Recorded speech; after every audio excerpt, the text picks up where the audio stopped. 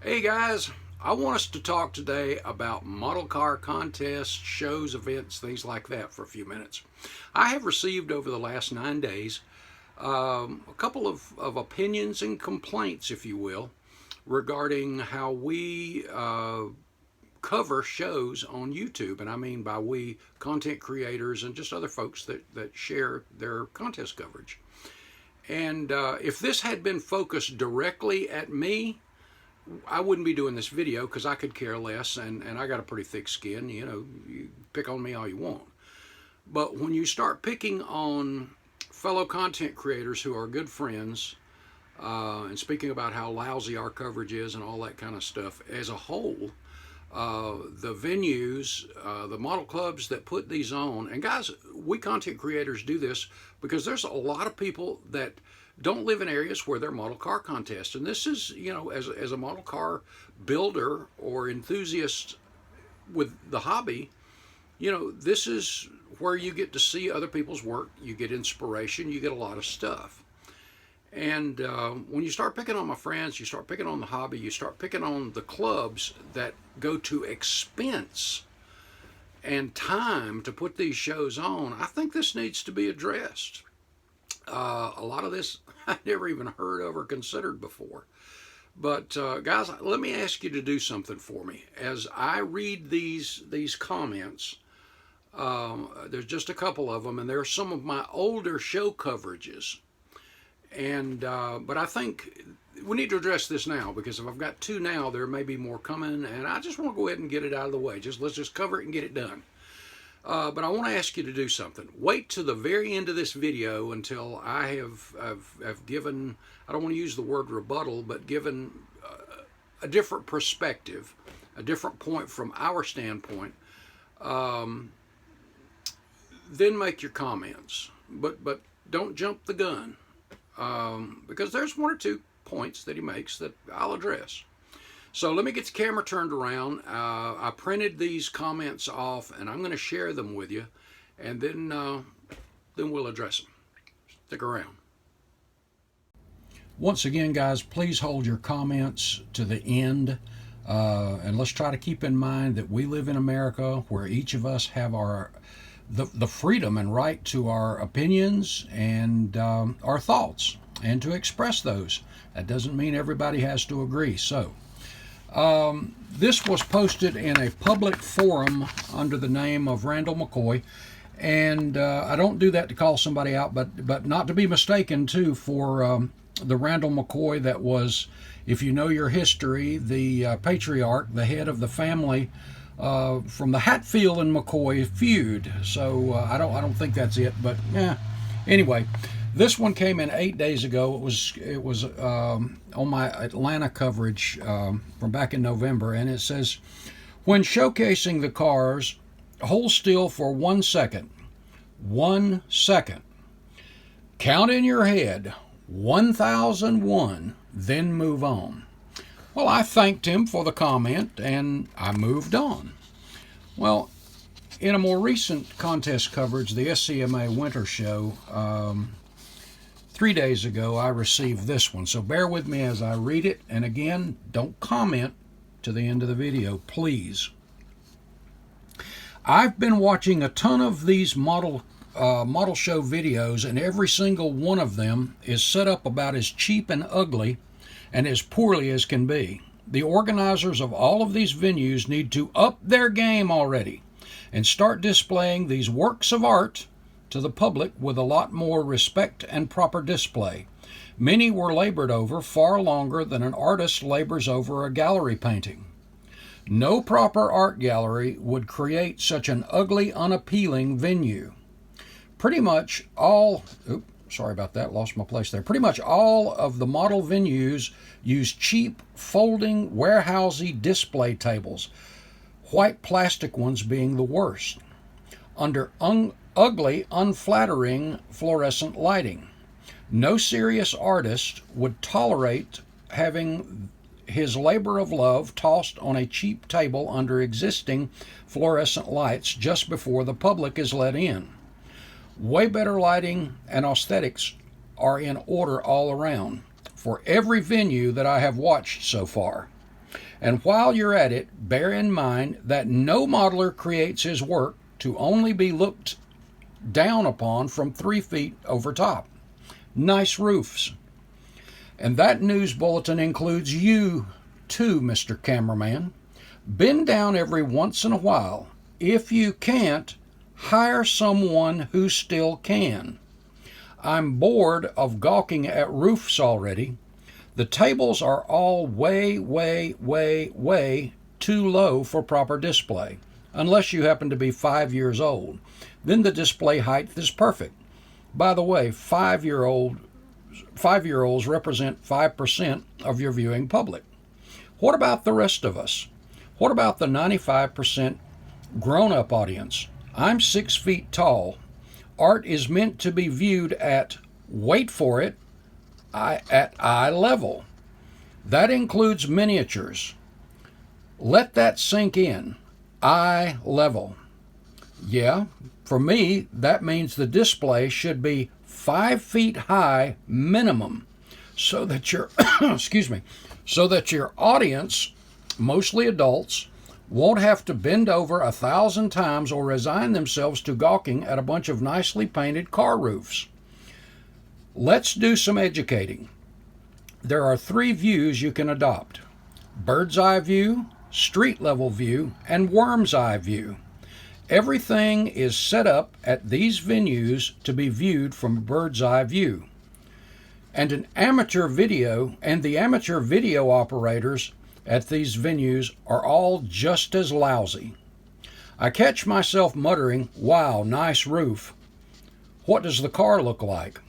About 100 times every hour. Way too much bird's eye view. I feel like I'm watching the most poorly displayed car show in town from the 3rd floor pedway of a hotel lobby. Nice roofs. What kind of cars are they? Cheap folding tables and fluorescent lighting is fine for selling dusty old kits and parts bags, but not for displaying works of art. Why do all of these venues hold themselves to such low standard of display? Why do the builders tolerate having their works displayed so poorly? It's an entirely visual display, people. Why does everyone pay any attention to the visuals? The events are a hack job as far as I can see, and the camera operators do hack jobs as well. When you come across a nice piece, you can hold the camera still for 1 second so the viewer can pause effectively. Pause check your footage. Too much total blur material. I can't believe I even have to say this crap. Up your standards already. I've been an artist my whole life. The whole point is display, yet the organizers of model shows treat the display concept like an afterthought. Oh yeah, just throw it over on that table. What? Are you kidding? Are you kidding me? I understand that these are temporary venues and displays, but so is a Broadway theatrical. The difference is they get the importance of putting some genuine thought and effort into creating proper visual presentation, because they understand that being as it is an entirely hands-off visual display, that the visuals are actually worth paying attention to. I just cringe and shake my head when I when I watch these things. I'm in it for the models and can barely tolerate the cheap, ugly display setups and terrible camera work. If I ever considered taking one of my models, if I ever considered taking one of my models to any of these venues and they offered me a cheap waist-high folding table as a display surface under existing fluorescent lights or lighting, I'd simply walk out. Not into having my hard work displayed so poorly. Go to a few quality art galleries and notice the care in which they display art. Notice how they pay particular attention to the height. They would never use existing fluorescents. Oh, I skipped a line there. Notice how they pay particular attention to the height that the art is displayed at. Hint, it ain't down where my knees are. And the lighting, they would never use the existing fluorescents. Truth be told, these shows are cheap, ugly, and cringy. Low standards of artistic awareness. I feel bad for the builders. So many of these kits deserve to be showcased far better than this. Some nice roofs, though. Maybe I'll have to start a gallery where people can have their work displayed properly, with some care and style. Okay, guys, let me turn the camera back around. Okay, guys, if you see me looking down, I apologize in advance for that. I'll try to hold them up, but I've made a few highlighted spots in this comment that I think are worthy of at least discussing a little bit. Let me start by saying my first model show that I entered was in 1986 at a pretty good-sized car show. And I proudly went in and I placed my car on a folding table. Now, I'm going to jump ahead just a little bit here. I have never been to a show, contest, whatever, that was just a beat-up, torn-up looking table. Every one I've ever been to, and keep in mind since '86, I'm pushing 40 years of doing shows and swap meets and all that kind of stuff, and I've been part of putting them on as well as going to them. But I've never been to one where they didn't have either a cloth over the table or a clean piece of white paper taped to the table so you had a good background or a good place to start anyway. In that first show that I went to in 1986, what I remember the most was, yes, I got to see other modelers and their work, learn, but I got to meet guys for the first time that had the same interest that I did. And for me, it wasn't about the models. It was, but it wasn't so much that. I got to meet and make new friends. That was more important to me. And I think I can speak for the majority of our model car community when I say I think a lot of it is like that. That's why we have these YouTube channels. That's why we have so many Facebook pages to do with model cars. So it wasn't all about the show, the content, putting on a show and all that stuff. I have talked, before I did this video, I talked to a lot of other content creators. I talked to modelers that I've known since, in fact, one of them, since that very first show. And I asked them, I kind of shared this with them, and I asked them, has this been an issue? And I have not had one single person that even agreed with this. Not one. And you guys that are watching, if some of you agree, that's okay. I mean, it's okay. That's, again, as I said, that's part of greatness of being American. We can voice our opinions. And if you agree with him, absolutely jump in there and let us know. But I couldn't find anybody that agreed. In fact, if we look at the history of model car shows, as you see in this picture from the early 1960s, the tables were standard folding table size. If you look at this one from the later 60s, actually I think this was 72 in Detroit at the motor show, a model contest, standard folding tables. In fact, if we take a look at the GSL International Model Car Championships, as you see here, the same thing. So the table height, and I want to get into that a little bit more as we go on a little bit, and we'll talk about the lighting and all that stuff too. But I do want to kind of give a shout out to the clubs out there that host these things. Now, being part of a club that has hosted these things before, I can tell you that they take the venue seriously.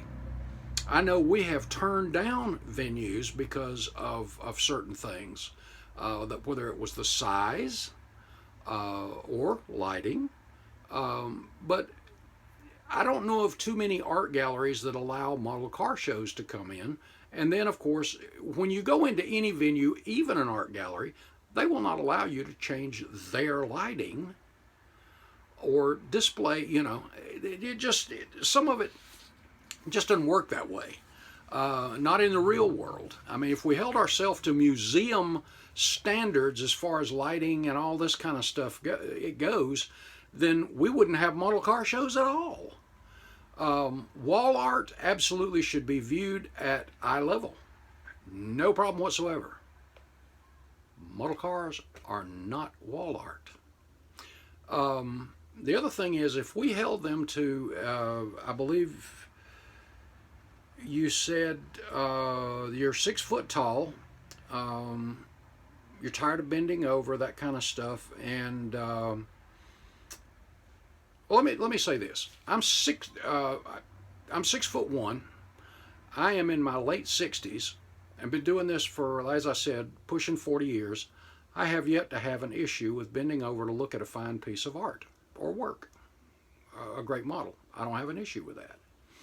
The other thing is, if we elevate this, what about the modelers? And I know 2 exceptional modelers that are in wheelchairs.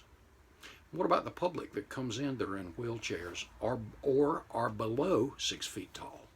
How are we going to accommodate them? So some of it just doesn't, it's not feasibly logical to be able to accommodate everyone. Well, like I said, I'm 6'1" and in my late 60s. I have no issue bending over to admire a great piece of work. In fact, I have no problem with it whatsoever. Let's see here.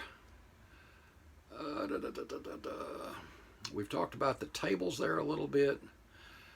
And that news bulletin includes you, Mr. Cameraman, and the amateur video operators of these venues are just as lousy. Amateur. Quite honestly, sir, we are amateurs. Because I have never heard of a professional who gets paid, a professional model car videographer. Now, there may be one out there, man, and if there is, to you, sir, I apologize. We do this part-time, and I said earlier in the video, to share these experiences with other folks. When I have plans to go to a show and it turns out I can't make that one, and someone covers it, man, I'm appreciative because it's like I was there. I get to see the models. People that I know, oh, that's such and such's car. That's such, I really appreciate them taking the time to do that. And I consider myself absolutely an amateur. I'm not a professional. I do this for fun. This is my hobby. And it is for fun. So, sir. Now, lighting. I have to agree with you on lighting. Occasionally, now there's nothing you can do about the fluorescent lighting because no venue, including a gallery or museum, if you had permission to do one there, is going to allow you to change their lighting. I have been to a few shows where the lighting was very dim, and I know sometimes that can't be helped because in addition to the fluorescent lights or whatever lighting they have, you have natural light. And if it's an overcast or rainy day, that affects that. And that is not the fault of the venue or the club that's hosting the event. That's just something that is. But you know what? I'm still having a good time. Again, the 5 foot minimum, I'm like this too. Don't ever bring up problems if you can't offer a suggestion. I'm not aware of any kind of 5 foot table to begin with. And if there was, would it be cost effective? And I doubt it because what else are you going to use it for? It just doesn't make sense. Oh, let's see. We already talked about that. Some of it's repetitive here. Holding the camera still for 1 second. Okay, like I said in that first video that you asked me about that, I gave that some thought in my last 2 show coverages, and I try to do that. But keep in mind, for me personally, when I'm doing each car, I try to start at either the front of the car or the back of the car, and I try to count 1 1,000, 2 1,000, 3 1,000, 4 1,000, 5 1,000, 6 1,000. I try to stay on there between 5 and 7 seconds per car. And maybe a little longer if they have a greatly detailed engine. I'll move the camera up so you can see it. But I always try, if you'll check mine, you'll see that I try to keep them on there at least 5+ seconds. Now, if I need to stop dead in the middle of that for 1 second, well, okay. But I try to go slow enough that the pause button works fine. I've tried it. I'm going to come back to that in a minute. Putting some genuine thought and effort into creating a proper visual. Okay, genuine thought and effort. Like I said, having been part of someone who puts on these shows, you got to understand that there's expense involved. And getting something that's excessively tall or changing lighting, that's gonna kill your budget. And these clubs do this out of kindness of their heart and their love for the hobby. Like I said, wall art is one thing, but these are not wall art. A lot of genuine thought and effort does go into putting on a show, and a lot of hard work. You're setting up tables. You're doing a lot of work. It's not like you just walk in and do a show and walk out. It's not that easy. And there is expense involved. I know a number of us that have had shows at events and venues that are in the $3,000 range. And it's not like you're in it to make money. We're in it to share with one another, to learn and have some fun. And I mean this respectfully, and this is just a counter view, I guess. But I can barely tolerate the cheap, ugly display setups and terrible camera work. Okay, respectfully, if this is causing you so much agony, don't watch them. Just don't watch.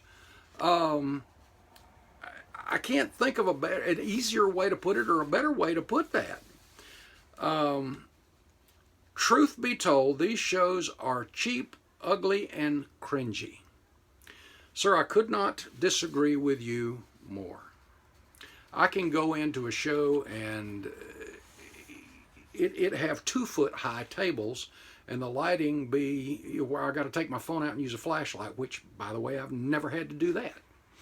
But the minute I see one of my fellow modelers, whether it's a content creator or another builder from my area or from somewhere I haven't seen in a long time, my day is made.